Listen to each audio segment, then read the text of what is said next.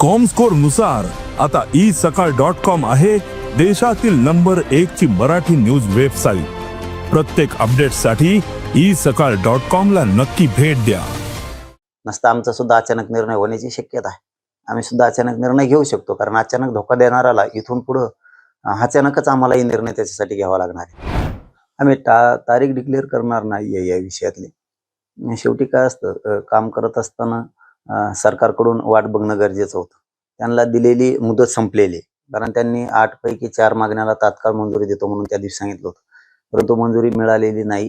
त्याच्यात सुद्धा 2च देऊ म्हणून सांगितलं, 4 मधल्या पण त्यात 3ही गॅझेटियर आहेत। हैदराबादच्या गॅझेटियरसह सातारा संस्थान, बॉम्बे गव्हर्नमेंटचं गॅझेटियर आहे, तेही ताबडतोब लागू करू असं सांगितलंय। आणि शिंदे साहेबांची समितीला मुदतवाढ दिली, फक्त मुदतवाढ दिली। शिंदे समिती काम करत नाही, पुढे नोंदी शोधण्याचं काम नाही, पुढे व्हॅलिडिटी मिळत नाही, ज्यांचे प्रमाणपत्र येतं, ज्यांच्या नोंदी निघाल्या त्यांचे प्रमाणपत्र दिले जात नाहीत। असे आणखीन किचकट प्रश्न त्यांनी जशाला तसे ठेवले। देतील, आणि आमची विनंती आहे की द्या लवकर।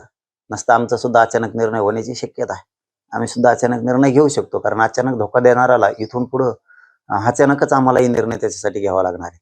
पण वाटतंय कालच्या निर्णयापासून की एसीबीसीचा असणारा निर्णय विद्यार्थ्यांसाठी एमपीसीचा त्यांनी चांगला केला, आणि त्या पोरांचा शासन निर्णय केला की एसीबीसीतून तुमची लिंक ओपन केली जाईल। आपण त्याला 31 तारीख सांगितली होती, मार्च उद्याची, त्याच्या आत एसीबीसीची लिंक ओपन करा एमपीसीच्या विद्यार्थ्यांसाठी।